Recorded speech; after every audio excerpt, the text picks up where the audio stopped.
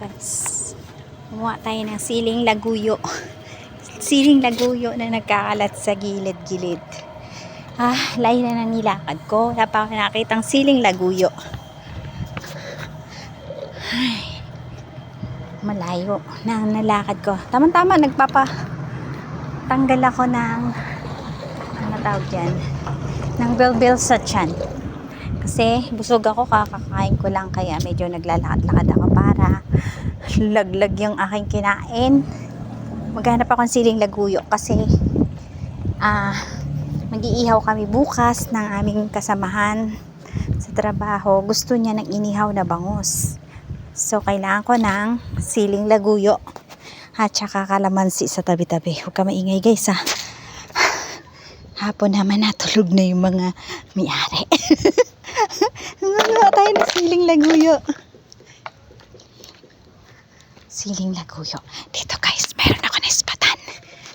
Siling laguyo. Ay.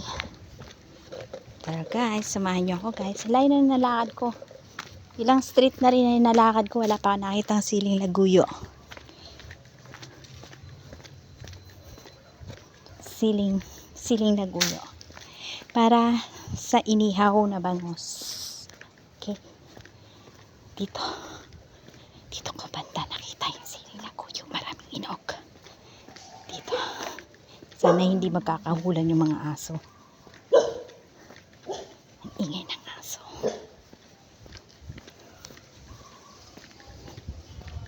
Ito guys, nakita ko siling laguyo. Ayan o. Focus lang guys. Focus. Yan. Wala namang may-ari guys. Huwag lang maingay itong asong to. Ingay-ingay. Huwag ka maingay ha. Bulaga. O diba? May siling laguyo guys. Huwag ka maingay ha.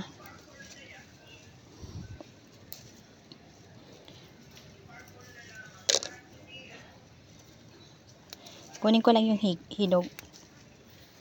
Kasi baka kainit lang din naman ng ibon.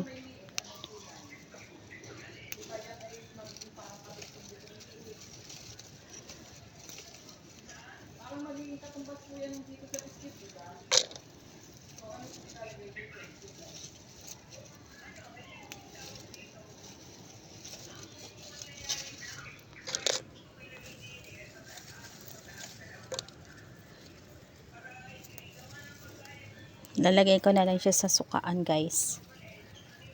Sayang din naman kasi kakainin lang ng ibon to eh. Hindi naman kinakakuha yata ng may-ari.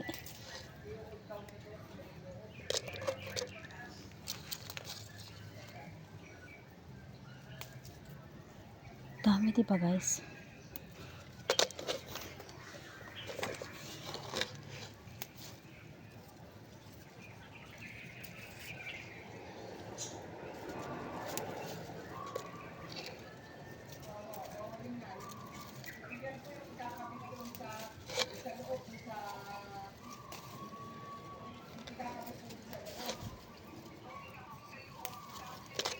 Daming hinog.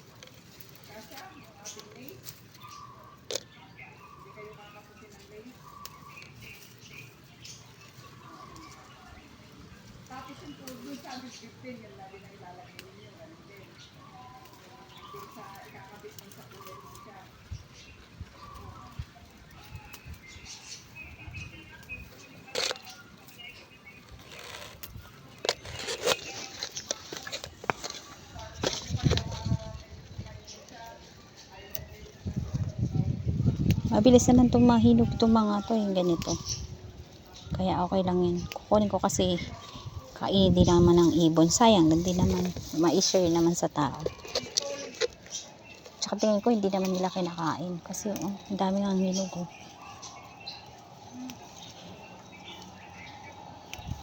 Ang mahalaga, maganda lang ang pagkuha mo na hindi naman mamatay yung puno. Diba? Pinapakinabangan ng tao.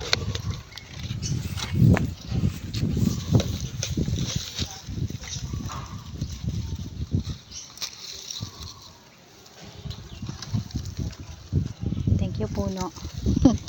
O, diba? Thank you. Guys, nakakuha na ako ng siling laguyo. Uy, ingay ng aso. Diba? Ang layo ng street ng pinuntahan ko. Ang dami ko nakuha, guys, oh. Ganun lang talaga. Dito pa.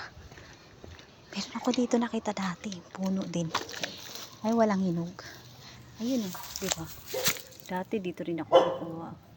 Walang hinog, eh. Mayroon siya pero walang hinog. Sakit na yung pa ako nakalalakad. Diba, ang dami ko na bukas. Mahilig kasi ako sa pagkain may sili. Pinakain ko yung sili. Okay, guys. Ang layo ng nalakad ko para lang sa sili.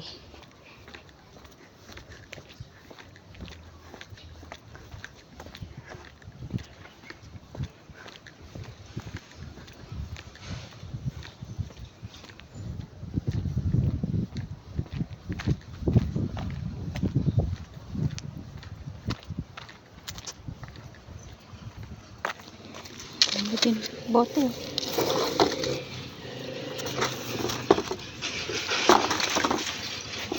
Ka.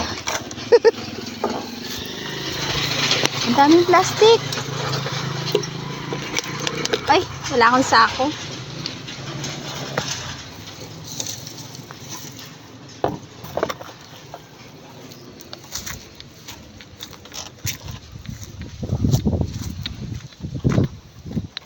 Namulot pa ako, guys, sa kalakal.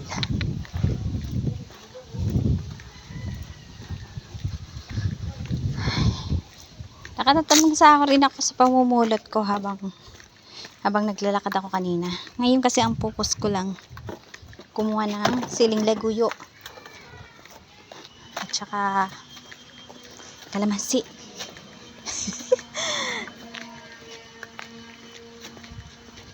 Hello po. Nag-video ako habang ng kalakal.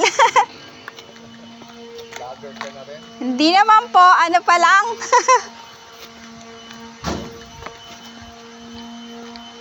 Minister po yun. Yung aking dito ka sa village, halos kilala mo na yung mga tao. Kaya, kasi ako, ako palabati. Binabati ko pag may nakikita ako. Friendly kasi ako.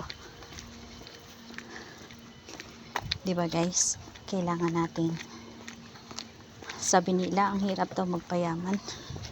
Yung pala, kailangan mo lang talaga lumabas sa comfort zone mo para lang makita mo talagang mayaman ang mundo.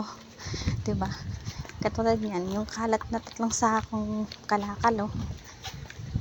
Papakita ko mamaya sa inyo.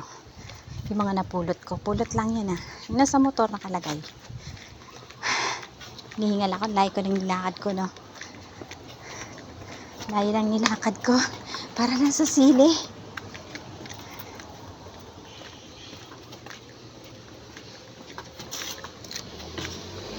Ito hindi pwede pulutin sa barangay yan. Yari tayo dyan, guys. Yari tayo.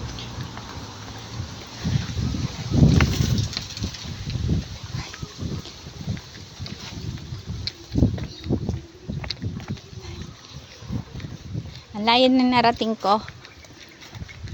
Diba? Dahil lang sa siling laguyo.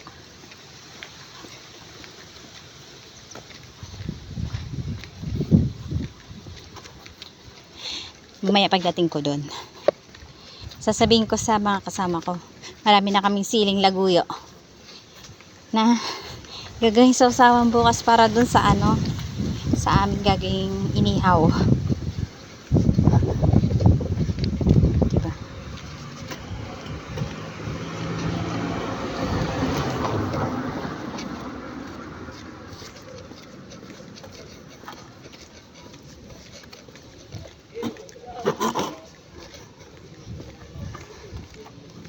Kuya Edward! Kuya Edward! Marami na akong siling laguyo. Ito na dito. Ah? Laguyo, ha? Siling laguyo. Para sa laguyo yan, no? Para masarap. Sarap yan para bukas sa inihaw natin. Oo nga. O, sige. Siling laguyo.